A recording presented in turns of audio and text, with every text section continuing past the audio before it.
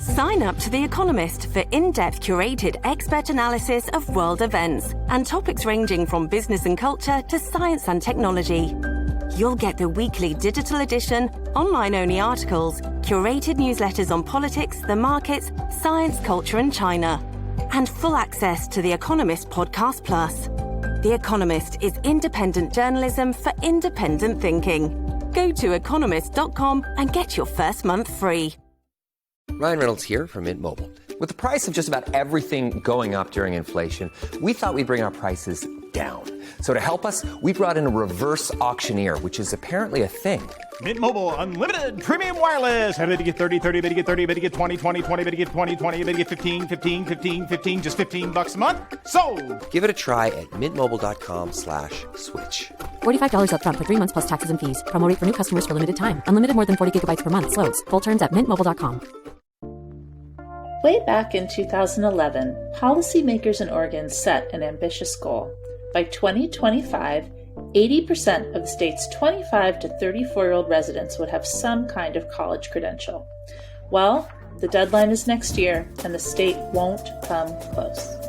Instead, college-going rates have been on the decline in Oregon for the last decade, particularly among certain groups of high school students, including boys from rural Oregon and students of color. Reporter Sami Edge set out to dive into why. Her work is spotlighted in a 7-part series that continues this week in the Oregonian and on OregonLive as students around the state graduate from high school. I'm Julia Silverman, and this is Beat Check with the Oregonian. College enrollment matters for more than just students. To flourish in the future, the state's economy needs highly skilled workers who can contribute to the tax base.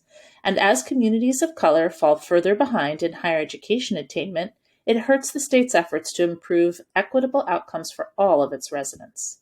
I'm joined by politics and higher education reporter Sami Edge, who has crisscrossed the state for the past few months, accompanied sometimes by photographer Beth Nakamura, and they've been talking with high school seniors about their futures. Sami, welcome to Beat Check. Hi, Julia. Thanks for having me. Let's talk first about why you wanted to do this series. What was the spark that inspired this reporting? Sure. 2 years ago, when I first started covering higher education at the Oregonian, I had a conversation with a really smart higher ed insider who told me that they were particularly worried about declines in college going. And that was even before we got numbers back for what college going looked like during the pandemic. It won't surprise our listeners at all that it plunged. So at that point that I knew it was a pretty serious issue. And just like that higher ed insider had feared, it had really gone down disproportionately for students of color and low-income students who were already, at risk of not going to college in the first place. So there was that. This last year, I got fortunate to win an Education Writers Association grant, which paid for me to travel the state to talk to seniors about this and get a wider view than we're often able to when we kind of operate mostly in the Portland area. And then part of this was personal for me. I have a much younger sibling who is in the process of graduating from high school and planning their next steps this year. So as we have been in the middle of that, I was really curious to know how much of our experience was universal. That's right. And we'll talk a little bit more in the podcast about why 2024 has been an especially egregiously challenging year for students who are applying to college, kind of adding insult to industry, considering that this is the same class that began their freshman year of high school almost entirely online. So let's talk a little bit about what you've learned. What were some of the greatest obstacles students told you they faced as they considered whether to go to college next year or in the fall? I mean, the number one issue for students across the board was cost, and that won't surprise anyone. College and university has just gotten so expensive. In the last 2 decades in Oregon, I think it's gone up like 40% or so. I graduated from college in the state in 2016, and the costs now are much, much higher than I faced, right? So I think everybody is aware of that. Students are also hearing, I think, on social media, in the national media, about people getting buried under student loans, and that has made them incredibly fearful of starting the student loan process. So if you're looking at college and you don't want to take out loans, that's a huge amount of money that you have to have in your pocket. So that scares a lot of students off. Students also, I think, don't really understand the financial aid process. And as an adult, it is tricky for me. Julia, I know that as you worked on the series, part of this is tricky for you to understand. It is a really complicated and convoluted process. And for a lot of these students, if they're the first people in their family to go to college, then they don't have the benefit of having an older sibling or a parent who has some experience with this tricky process. And I would absolutely say that the counselors at every school that I visited are doing their best. But if you're one college and career counselor, you have 150 seniors, it gets really hard to walk every single student through that process, especially if they're not seeking you out first. So the school that I found that was really the most effective at helping seniors get through this process has one school counselor who spends time every single day helping walk kids through this. And those truly, Julia, were the only students that I met who could speak fluently about the financial aid process because they had basically 50 minutes of class on it every single day. Wow. But Sami, what about the federal government's efforts to help make this easier? Wasn't the government coming? Weren't they here to solve our problems? Let's jump ahead and tell us about that background, because it really does matter to the story that you're telling. Sure. So the federal government said that this year they were going to overhaul this long-standing financial aid form. It's called the FAFSA. Students have to fill it out to find out if they're getting any help from the government based on their income levels. And that in turn helps decide how much state aid they get, how much aid they get from their schools. It's a really key form. It's always been a complicated form. I remember my mom grumbling about the FAFSA. But this year the federal government said, hey, we're going to make this super snappy. You can do it online. No problem. Easy peasy lemon squeezy. Easy peasy lemon squeezy. So the FAFSA usually comes out in the fall. This year it wasn't unveiled until the very last day in December. I think the feds set a deadline for themselves of December, and so they rolled it out at the last possible moment, something we are very familiar with in journalism. And even then it was riddled with glitches. So a lot of people couldn't get in. I remember my sister couldn't get in for the whole month of January. Every time she tried to log into the website, there were issues. Some of the students that we talked to had just such a horrible time, particularly students with undocumented parents, some of whom are just now finding out how their FAFSA turned out, even after several months of fighting with the system. So it has been a mess this year for students and for schools, which are struggling to award aid packages, and then they're not sure what their enrollment looks like. It's just been a wild ride this year. And experts are worried that that will mean another hurdle for college going for this class of 2024. I think experts are right. I also did some of the reporting on this series, and one of the threads that I noted was that there were some students that just gave up. It just was too complicated for them, and they never quite got around to doing this. That doesn't mean that they're locked out of college forever, but there is a window right after you graduate from high school when Oregon makes it easier for you to get aid for college, right? Can you explain that to listeners? Because I know we've gotten some emailed questions from readers about this. Absolutely. I wouldn't say easy. So, Oregon, easier. That's right. Oregon has a program called the Oregon Promise. In theory, it is free community college if you are a graduating Oregon senior. In practice, the state put a lot of requirements in place for students that I think got it off to a rocky start and continue to create some problems with it. The idea is that if you're a graduating Oregon senior, you can enroll in community college in the fall. The state will take into account how much money the FAFSA gives you. But if you get $0 from the FAFSA, in theory, under the promise, the state will cover your community college tuition.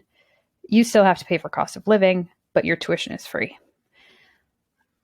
One of the issues with Oregon Promise is that it doesn't always have all of the money that it needs to give every single student free community college tuition. So some years there's an income cap. This year it looks like there's going to be one of them. That means that if you were a student who thought you could rely on the Oregon Promise, but your parents have decent money, even if they're not helping you pay for school necessarily. If they register with a high enough student aid index, then you might not qualify for the Oregon Promise this year. And students will find out about that in July when the state determines whether or not it's going to impose that cap. And what about the Oregon Opportunity Grant, which is another state-funded mechanism that helps students pay for college? Tell us a little bit about that. Sure. So the Oregon Opportunity Grant is kind of like the local version of the FAFSA. So if you fill out the FAFSA and you're a low-income student, the federal government will give you money in terms of a Pell Grant. If you are low income, you fill out the FAFSA, then Oregon will give you money on top of the Pell Grant, and that is what the Oregon Opportunity Grant is. So it's really focused on Oregon's neediest students. The state has invested quite a bit in that.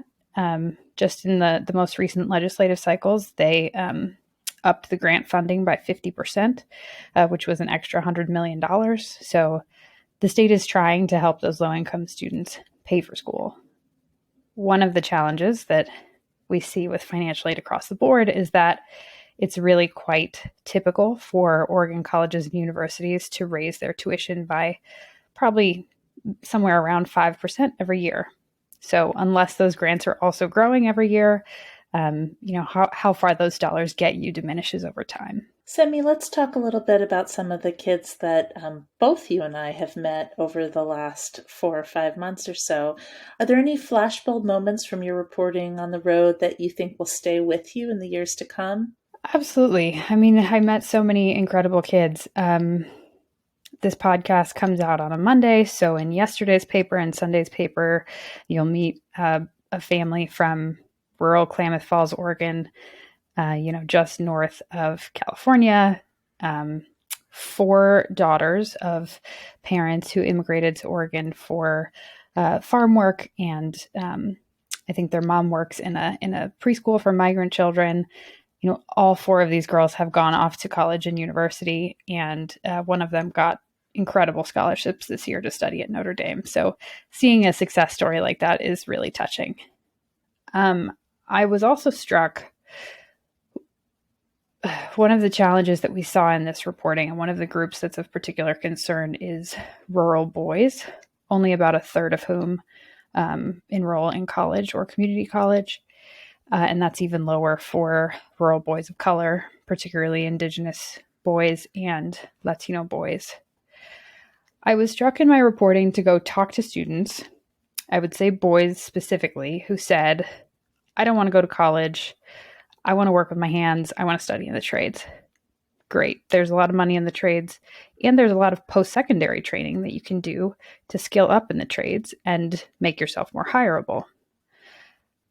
I didn't see a lot of those students connecting the dots that they didn't actually want trade school. What they wanted to learn was offered at a community college, but they heard community college and they said, no, I don't want college.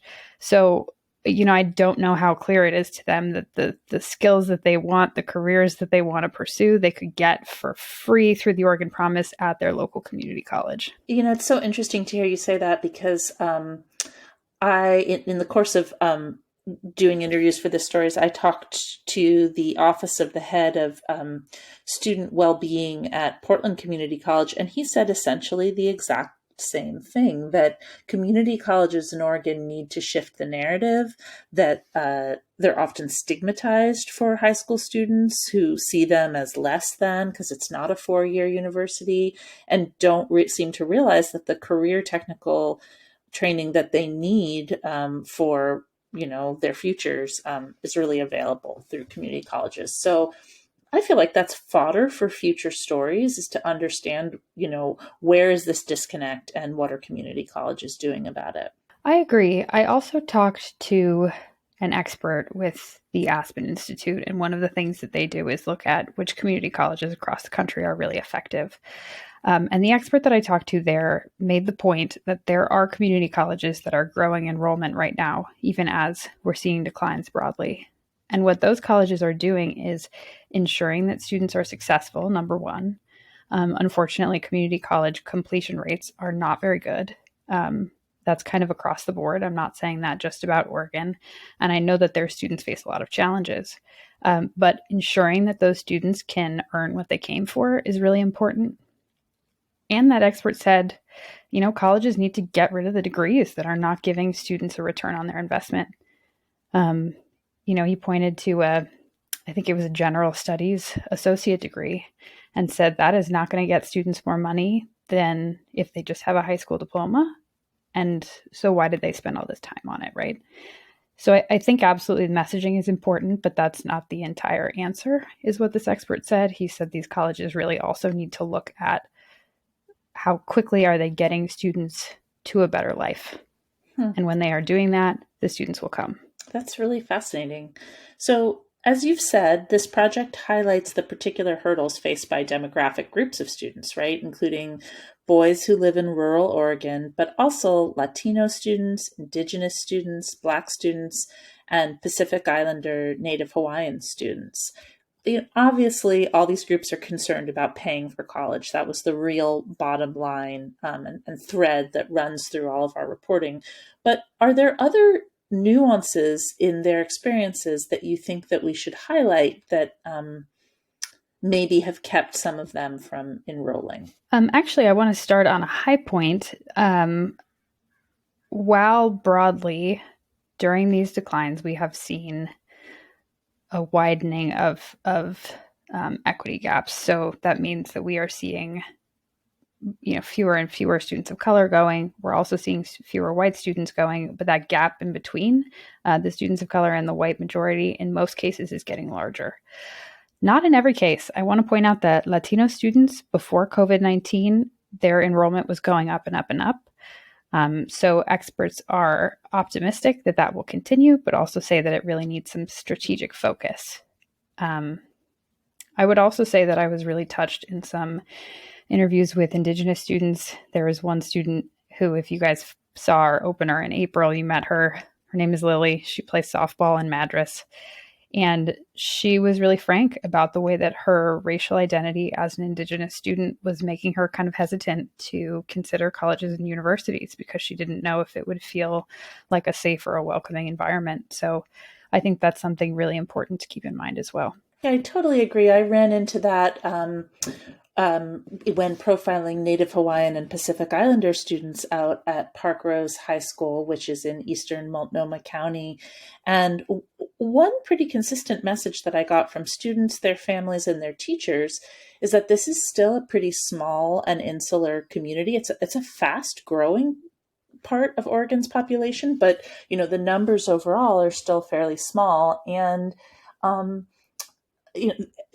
lives often center around a church, and the idea of venturing out beyond your community to a place where fewer people are going to look like you or understand your culture, your traditions, has really held some students back. And that's why we see some colleges trying to respond to that. And credit to Portland State, which I think has really tried to make its campus welcoming for students from different backgrounds. They have affinity group spaces.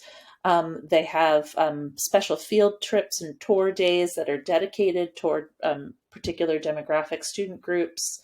And they've tried to make an effort to hire faculty members and staff who share a common background with students. So they're working on it, but we're not there yet. The other group that I profiled was Black students. And one advantage that I think that group has, even though they have seen some declines, and let's point out too that back in 2011, Black students were outpacing white students in their college going rates. That's since declined, but I do think that Black students still benefit from having a really established network of community organizations that work really hard to mentor and scaffold and support students to try to get to college. And in my story that comes out later this week, you will meet some students who have benefited from that experience. So what kind of solutions for the future do you think our reporting offers? We wanted, when we set out to start this story, we wanted to speak directly to policymakers. And our goal is, of course, always to implement policy and suggest solutions that will make things better for students in the future. Yeah, I think I'm just going to parrot some of the lessons that I learned from Lost River, which was the small rural school that I profiled on Sunday, where the majority of the seniors every year go to college or university. A lot of them are going to Klamath Falls Community College, which is up the road.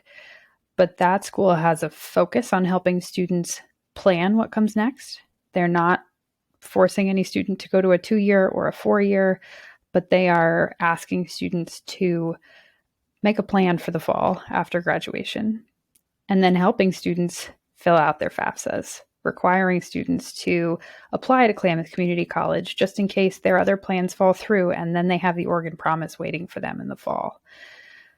That school has done a really intentional and strategic planning around getting everyone as early as 7th grade to start thinking about, okay, so what do I want the future to look like for me? And then the staff put a lot of time into helping them get those plans in place.